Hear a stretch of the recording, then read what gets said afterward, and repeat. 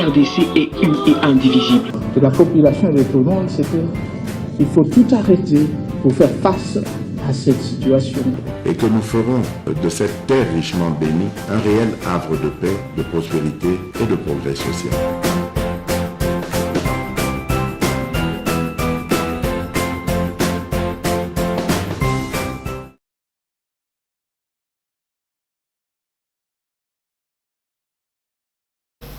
Merci. Semaine bandi malamu kimia na banda kona bino nyonso bozolanda biso partout à travers le monde to kanisi ke nzambe na biso a bateli bino bo bandi semaine yo na courage na détermination semaine le kaki en tout cas na ba makambo belé mbala mususu ezwaki yo na hôpital ezwaki yo na boloko ezwaki yo na ba course banyongo epai beaucoup de défis, ça n'a pas été facile mais Dieu ne t'a pas abandonné. Aujourd'hui semaine et bandit énergie ya sika makambo ya sika ikampiko, ça finira par marcher. Cette semaine par la grâce de Dieu Zambé a accompagné yo na souhaité ba bonne guérison na batunoso bazo landa biso mbala mususu ozali ko landa biso za na mbeto hôpital o la mukinzo to pasi des fois zo melakisi moya ko bika ezate sika ke kimia ya Nzambe oyo mukile pesa kate e banda na yo semaine oyo yo mbala mususu semaine le kaki o kendaki ba makambo simbite o keiboye très compliqué, les dossiers et bimité, tu allais voir gestes compliqués et la foi cette semaine ça finira par marcher. Prenons la vie des bons côtés, travaillons pour l'émergence du Congo et surtout le meilleur moyen d'échouer dans la vie c'est d'abandonner. Les gens qui n'abandonnent pas en fait ils vont réussir. Vous savez, nous n'échouons pas dans la vie, nous tirons que des expériences.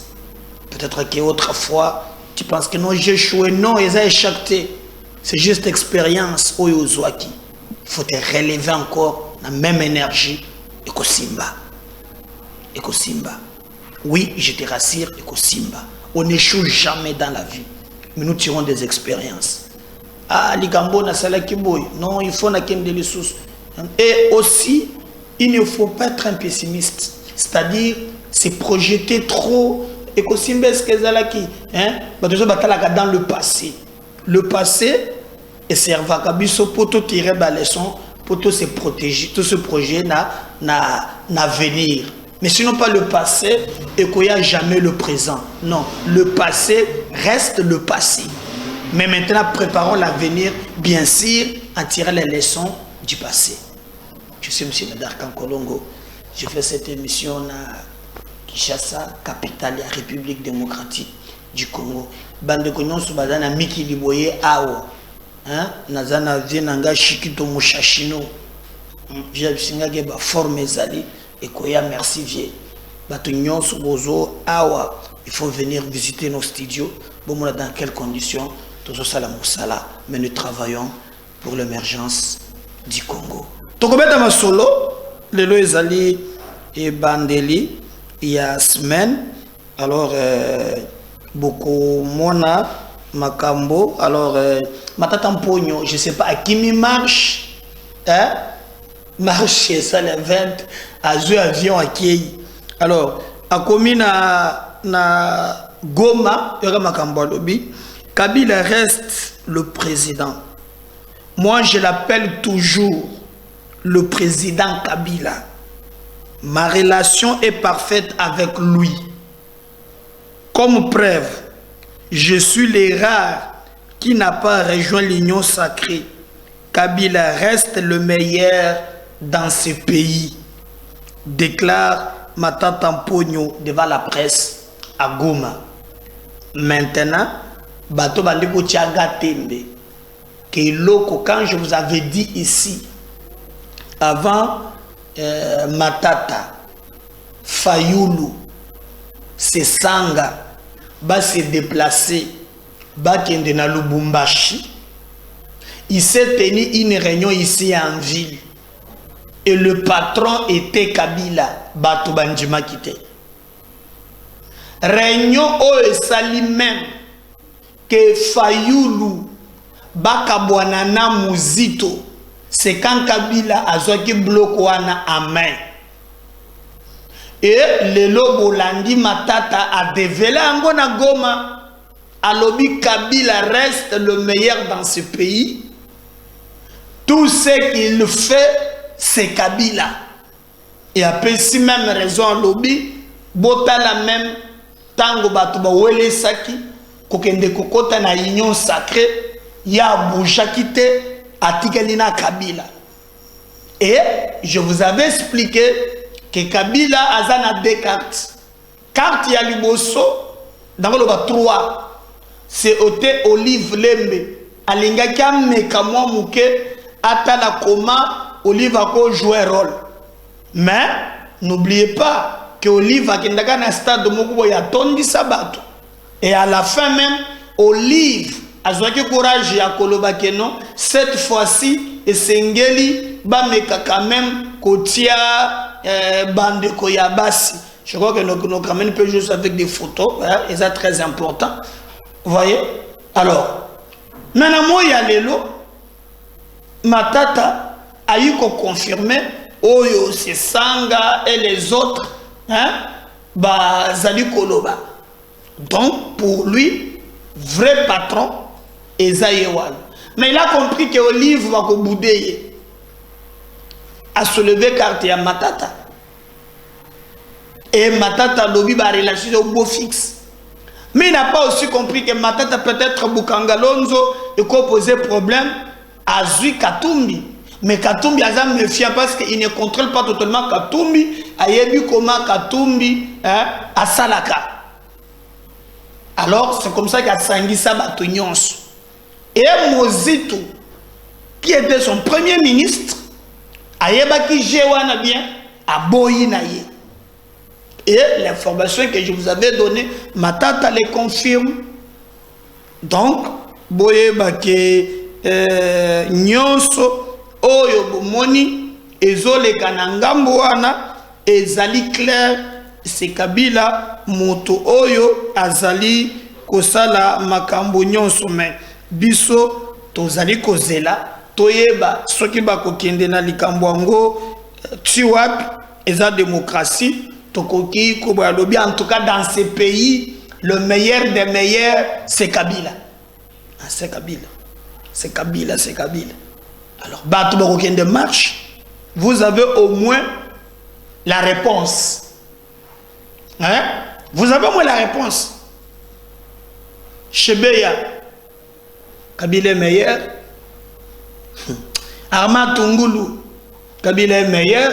Aza meilleur tel d'engeni ya pesa ye Bukangalonzo za organisation ye ka muntu azui aza meilleur tel d'engeni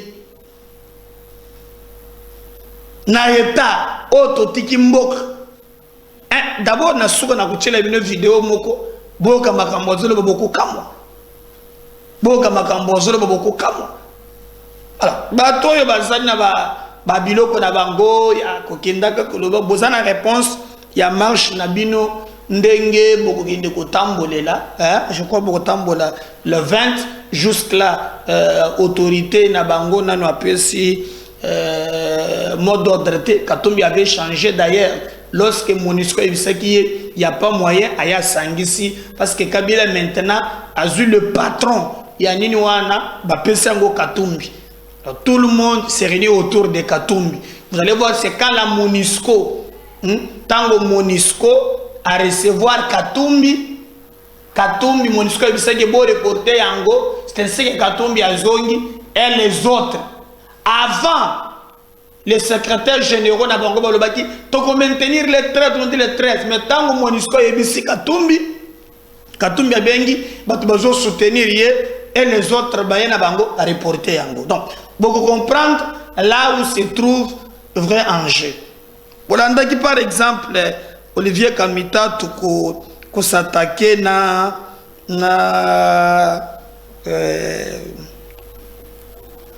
Félix Tshisekedi, il a même dit que Tosimba Makambo Mususu te, Rwanda to Simba te, Nicolas nous a fait des révélations lobby, bazar na ba comptoir ya ba minéré na Kigali.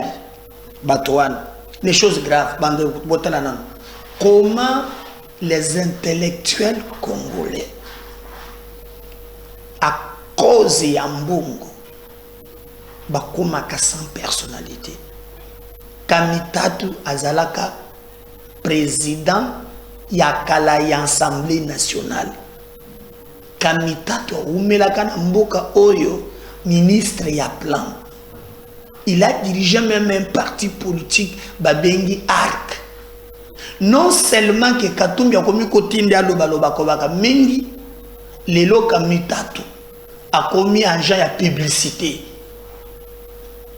Et il communique même na biloko nyonso azosala. Bota la photo oyo. Ancien président de l'Assemblée nationale. Yohan. Donc, bomoni, regardez.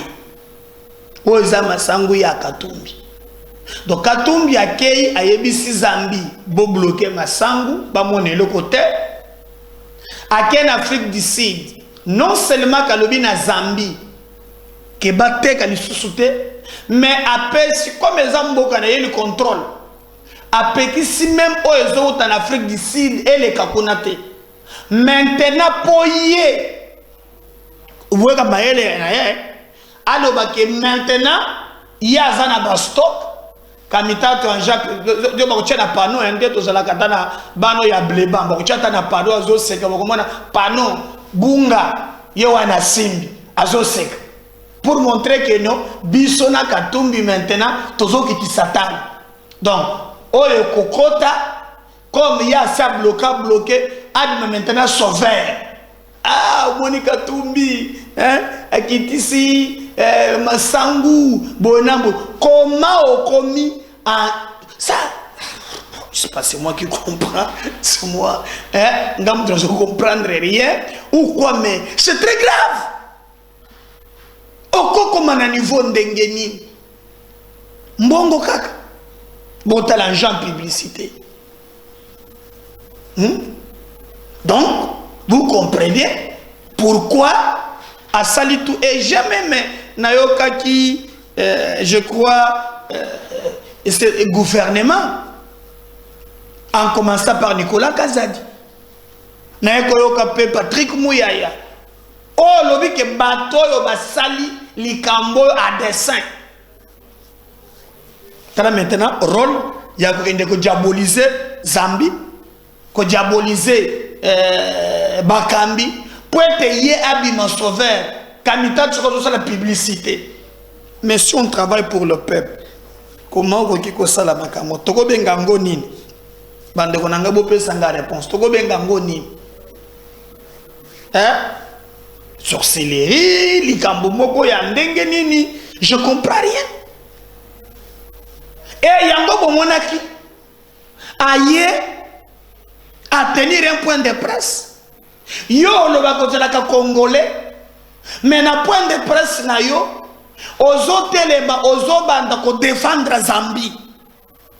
Oh Zambie ça na problème te ezaka Zambie te tout ça. Chose grave même na un Zambien elenge moko atelemi na Zambie azolo anglais mazo défendre lui oh botika ko lobana Katumbi ke monto zo bloquer ba masangu bozo sala ka pour empêcher pour la candidat président de la République.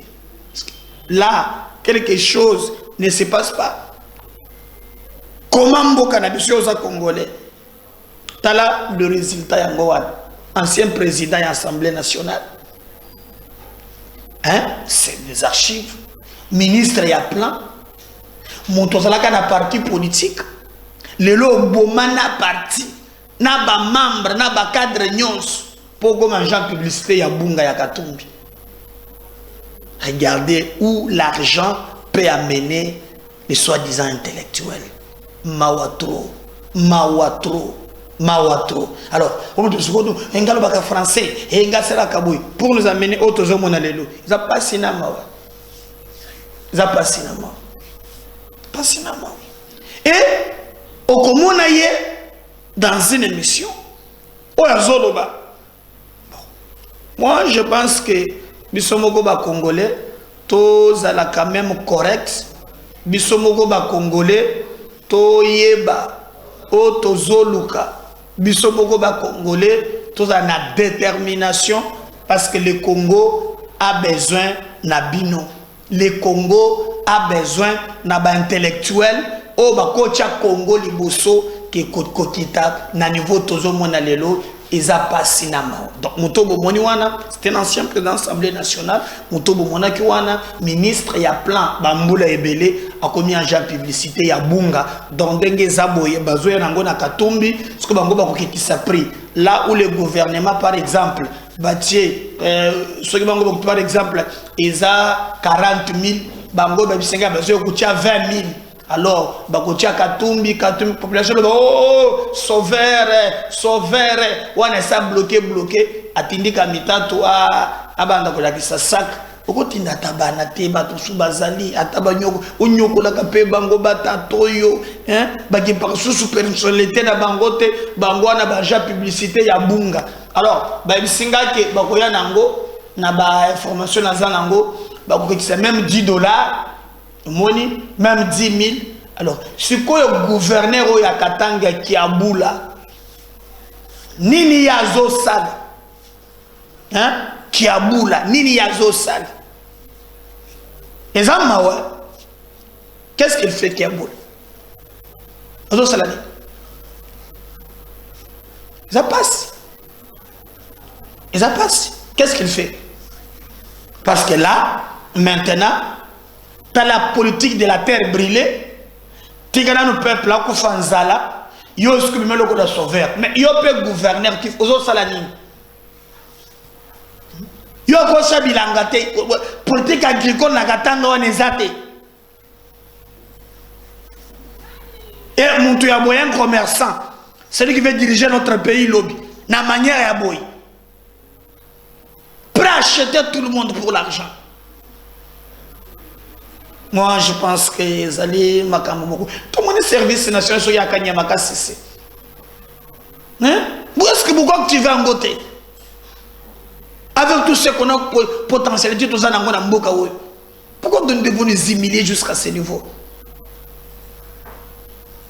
Donc, on attend, ça là-bas, Babylone, on a Bangonde, Nazoyoka, tout ça. Mais j'ai aimé quand même le recadrage. Recadrage moko on a moni Lambert Mende à Salilaki boyebi que il y a quand même bande comme sous oyo ba zali ko réfléchir bien que les lots bazali obligé y a insulte, donc je préfère que boyo kamakambuya lobaki mais si manaye Mende à PCA occasion te ya ko hein ameka ko développer bien que en dehors de français oyo batona qui est na lusakwenu. Bon, vous critiquez Tshisekedi, quelle est votre politique? Tout ça na offre chiffre ya copier cette offre na bango ezali ya pour kende ko diaboliser Congo pembeni maintenant bango ba sauveur. C'est comme ça, c'est ce que Katumbi a fait quand il était gouverneur. Okokuta nzela te tout le temps vous gérez province lokola Katanga. Okokuta te payi moko tongi nzela. Il a construit ce qu'on appelle la route biscuit. Okokuta te lokimo ya concret rien. Wana géré Katanga ya mobile. Ezaka na action ya boy. Oyo sombi otekeli batu comme ba génération ça le ko futa taxe oyo okuti, c'est toujours comme ça. Mais du congrès, c'est du poudrage, on ça la c'est très grave. Mais, comme il y a des gens, oh, bah, ça a besoin de mbongo, hein, mbongo à tout prix, bah, ça a mbongo. Mais ouais, moi, je défends mon pays, moi, je peux être aliéné, ça passe mais vous allez suivre cet élément, au lié. Kamita Toazoloba. Et après, Boga réponse, Mende au Malanga, Azali coupé, ça y est. Parce que TV, et la radio T, MKB officiel, nous, Azali info en temps réel. Et j'ai toujours demandé que nous, si vous vous êtes abonné, c'est que vous pouvez s'abonner, vous partagez nos émissions, beaucoup rater des informations en temps réel. Si je parle le même langage, na Valdi Azali, na technique, nous allons suivre d'abord Kamitato, après Lambert Mende. On revient juste après. La faim, le chômage, contre lesquels il avait dit qu'il allait tout faire pour combattre la faim, la pauvreté, la misère. Aujourd'hui, ce soir-là, au moment où nous parlons, 27 millions de nos compatriotes, hommes, femmes, enfants, vont dormir la faim au ventre. Quand vous êtes le père d'une famille et que vos enfants n'ont pas mangé, vous n'achetez pas un avion, vous n'achetez pas des montres et vous ne présentez pas l'image de l'opulence. Le train de vie des institutions ne peut pas être ce qu'il est aujourd'hui parce que vous êtes en souffrance. Or, les institutions congolaises aujourd'hui, dont il est le chef, parce qu'il est le chef de l'État, il est au sommet de la pyramide institutionnelle. Ces institutions ne peuvent pas se moquer et mépriser le peuple congolais qui vit dans une détresse permanente. Quand on gagne 21 000 $ par mois et qu'on se dit représentant du peuple congolais... Député? Député. Oui, sénateur. Parce que c'est la base même de la représentation nationale. Oui. Je n'ose comparer avec ce qu'étaient les députés de la transition, qui n'étaient pas élus, certes, qui gagnaient 1 500 $. Alors, certains m'ont dit... Lorsque vous étiez président de l'Assemblée. Lorsque j'étais président de l'Assemblée. l'Assemblée. Est-ce que les députés étaient traités de la même manière qu'aujourd'hui, financièrement? Absolument pas. Un député touchait 1 500 $ par mois. On peut dire avec l'inflation, etc., la dépréciation, c'est peut-être 3 ou 4 000 $ aujourd'hui. Hein, c'était il y a 20 ans, en 2003. Mais c'était des hommes et des femmes respectueux du peuple congolais. Et aujourd'hui? Aujourd'hui, quand un enseignant, quand quelqu'un part au front risquer sa vie, pour rien du tout, vous lui demandez tous les sacrifices. Un enseignant, vous lui demandez le sacrifice d'une vie pour former vos enfants. Vous le payez 100 ou 150 $ par mois, mais vous, 21 000. Combien de mois de salaire d'un enseignant pour rattraper celui qui dit le représenter devant les institutions? Mais lorsque... C'est un discours de campagne enrobé de mauvaise foi et de beaucoup... Qu'est-ce qui est faux dans tout ce qu'il a dit? Faux, totalement faux. Qu'est-ce qui est faux? J'ai déjà eu à démontrer qu'aucun député ne touche 21 000 $. C'est une fausseté. Parce qu'il ne faut pas confondre les frais de fonctionnement de l'Assemblée nationale avec les rémunérations que touche un député. Mais c'est l'argent. Non, non, non, non, non, non. Les frais de fonctionnement... Frais de fonctionnement ou rémunération, c'est l'argent. Lorsqu'il parle de militaire... Excusez-moi. Ça sort du trésor. Oui, mais lorsqu'il parle du militaire qui toucherait 550 $, est-ce qu'il vous a parlé du coût d'un canon que ce militaire utilise? Ça, c'est l'équipement. Le coût d'un avion? Alors, le fonctionnement pour un député, c'est quoi? C'est l'équipement du député. Il doit pouvoir aller vers sa base. Sa grosse voiture. Mais il doit pouvoir aller vers sa base. Il doit pouvoir aller vers sa réunion. Ce sont les frais de fonctionnement, monsieur. C'est de la mauvaise foi. Je ne peux pas répondre à de telles inepties. C'est une ineptie. Mélanger les frais de fonctionnement avec les rémunérations et dire que les députés touchent 21 000 $. J'ai déjà expliqué qu'aucun député ne touche 21 000 $. Nous l'avons démontré. Ah, vous avez pas problème beaucoup de temps. Donc, vous devez comprendre que ici, il y a une bengi politique, il y a l'iboumu. Politique, il y a autre toi que je m'y mette. Le monsieur que vous voyez, a condamné Rwanda te, tokotia mafuta na moto. Bazana ba comptoir, il y a ba minéré na niveau ya Kigali. Ça suffit pas. Et l'ère politique, c'est de s'éterniser sur les attaques. Na Tshisekedi, diabolisation, le colère diabolisation. Mais bazoye bate vraiment makambo biso tozali na yango pe soni bakokutana na yango ezali pasi pe mabandeko na ngai. To beta lisolo ya situation sécuritaire na mboka na biso, bobi ke le président de la République na bandeko mususu. D'ailleurs, je vais vous lire ce que notre ministre ya Affaires étrangères Christophe Lutundula Apala Oya Lobaki makambo eza clair eza le susté makambo ya Kobomba boyebi. Alors Lutundula lobby, est-ce que les troupes de l'ASC ont échoué c'est simple. Elles n'ont pas donné le résultat escompté. Je parle sans langue de bois. C'est clair comme l'eau claire dans un verre clair. Autrement, on n'aurait plus parlé du M23. Cela ne demande pas une démonstration particulière, a dit Christophe Lutundula. Donc, pour le gouvernement, Bandeko Oyo, il y a même 23, Bazamute Mamabe, et par ricochet d'ailleurs, tout le monde même, que na makambo bazo sala, bakomiko tambola ensemble, na ba soldat, Oyo ya EAC. Alors, le gouvernement a dit qu'il faut recourir à SADC. Alors il faut que l'EAC, mission na bango na juin, et aussi là. Alors, Bokolanda, audio moko fuité. Maintenant, comment bazo bengaye, c'est à ventiler ici. Ceux qui Kombo Kimingai, Aya Lobi, Ndenge Zawana, ceux qui Sadekaye et Kozala Bitumba y a servi. Donc nous allons nous défendre. Mais de l'autre côté, avant Bolanda Yango, Matata Mpogno, Azosala ba éloge.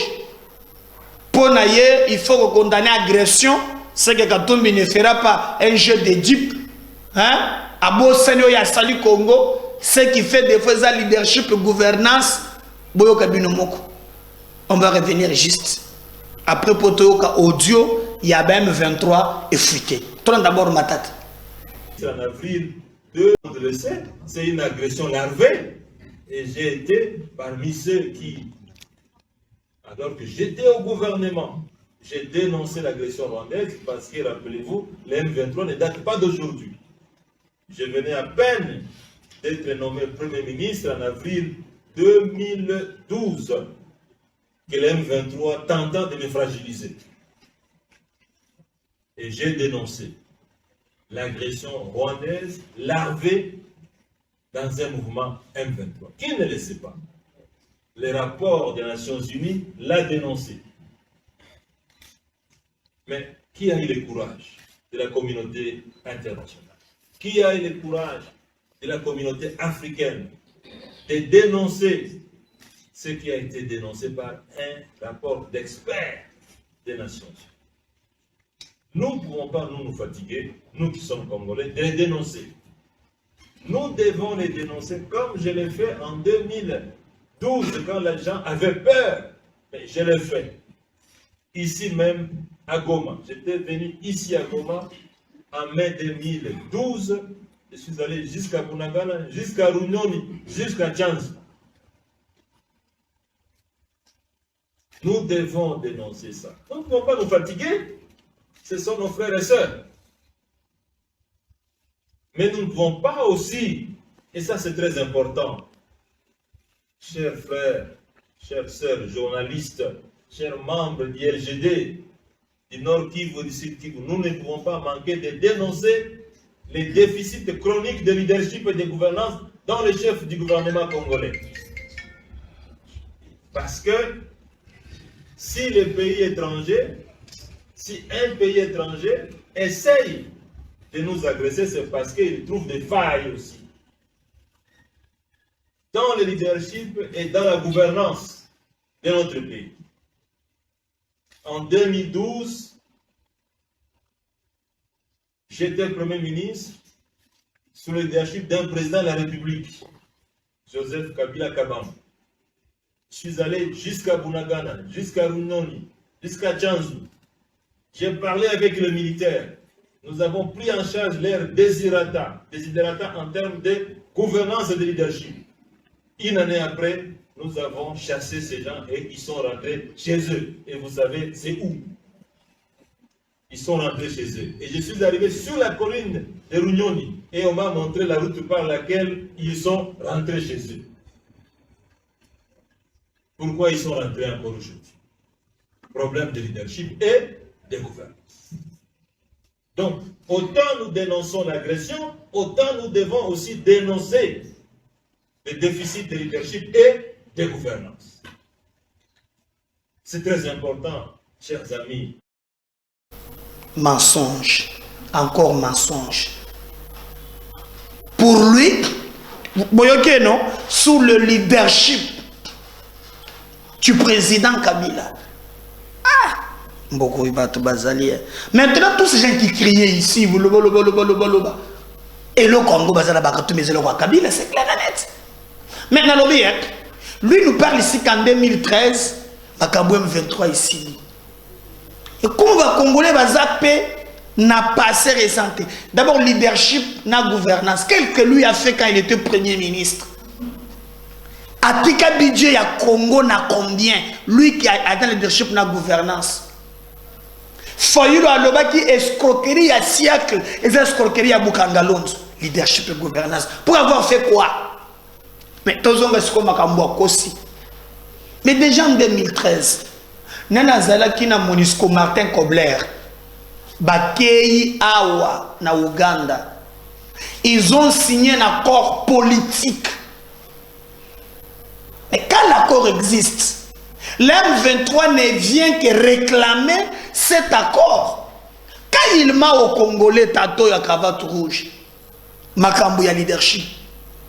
Quand il était Premier ministre, Bango na Kabila nde bosomo na bango wana. Nde mouma basasa armé na biso. Mixage, brassage. Toza na ba Rwandais na armé na biso à cause na bango mibale. Oumani, Oumodia et consorts. Mais celui qui a la CPI, qui peut m'expliquer ce paradoxe? Ou un Rwandais, agent général de l'armée, Bakangaye pour un crime contre l'humanité, Yena Kabila Baboyaki. Le monsieur a été arrêté au Rwanda, transféré à la CPI. Et là, il dira qu'à Rwandais, il faut ça Banakinya Rwanda. Il faut avoir honte. Nature de pour le Sebino que il faut que Sony. Le na Katumbi wana akomi ko teke na biso masango. Abi mon sauveur. Mais yo za pembele na yo. O liembongo na ba tracteur na nyonso. Faut pas venir nous prendre pour des imbéciles éternels, non. Vous nous un système d'imbécilisation congolaise azobate azamayele. Arrêtez-nous ces histoires-là. Arrêtez-nous ces histoires-là. Kabila vous a donné une émission, beaucoup so beaucoup ça, bisous aussi to timbela ba jenabino. Vous parlez de leadership, la gouvernance. Aux alaka premier ministre, vous avez recruté ba militaire WAD. Au contraire, botondi sa armée na ba Rwandais. Tshisekedi d'aujourd'hui recrute. On nous parle on parle de 50 000 hommes nourris, logés, formés dans de bonnes conditions. Aujourd'hui, Rwanda a tellement la même méthode. Obino bosalaka ba mixage na brassage. Tu sais que déjà dit non. Il faut quand même reconnaître l'honnêteté, hein? Ne pas qu'au kumba kabatuna mouvement, ne pas kumba kabango sinon batuna soyez bakate non. Tu m'as quand même social. Et nous vous promettons que vous allez échouer. Ce pays appartient aux Congolais. Ba plan na bino ya lukuta ya mike me ko na toyebi yangote. Chaque plan est déstabilisé. Nous avons suivi Général Moko au Bakanga qui n'a pas de Chebeya, à l'obé qui est plan et ça qui est en place pour éliminer Tshisekedi physiquement. Nous sommes échoué. Mais tous ceux qui ont une élection, c'est le peuple qui tranche en démocratie. Mais marche sur le vent, Okimindengeni, Yakotambola. Okimindengeni, il faut zonga, il faut Yakotambola. Vous prenez Banabatoloko là-bas, cochon, vous avez tout pris du Congo et vous venez nous embrouiller là-bas français, il y a Milaye, vous passez les autres côtés Kabino.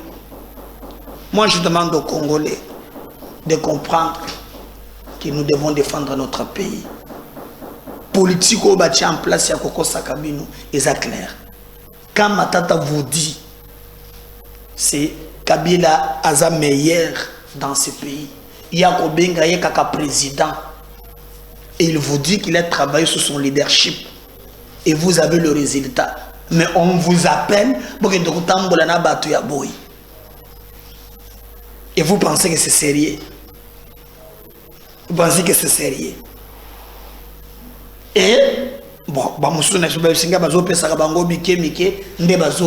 non, mboka ba défendaka yango. Biso nyonso za besoin la mbongo. Mais lo que les Kenyans sont à Congo, défendez votre pays. Ne vous laissez pas manipuler. Moto bloquer ma sang, attaquer bino ma sang. Il vous dit tout temps la bonne vie chère. Et puis le peu bolandi. Il y a 4-5 personnes qui ont besoin de quelque chose. C'est pas normal. Moi, je me battrai pour le Congo. Je dirais même que être du bon côté de l'histoire, c'est défendre les Congos et non pas des individus. Parce que les hommes passent, mais les institutions restent. N'oubliez pas toujours de vous abonner. N'oubliez pas de partager nos émissions. Vous partagez. Aux Hollandais, peut-être aux abonnés, abonnez-vous d'abord. Si vous êtes proche, vous allez s'abonner. Mais surtout, vous avez côté like, aimez notre vidéo, aimez notre vidéo. Mais surtout, n'oubliez pas de nous apporter votre soutien. Ce que vous avez monté, madame. Partagez ces liens. On revient. La deuxième numéro tout à l'heure. Bye.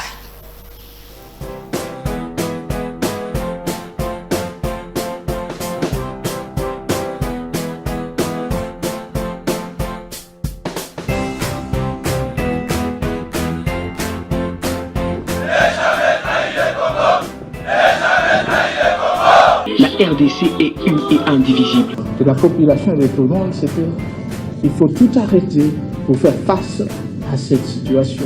Et que nous ferons de cette terre richement bénie un réel havre de paix, de prospérité et de progrès social.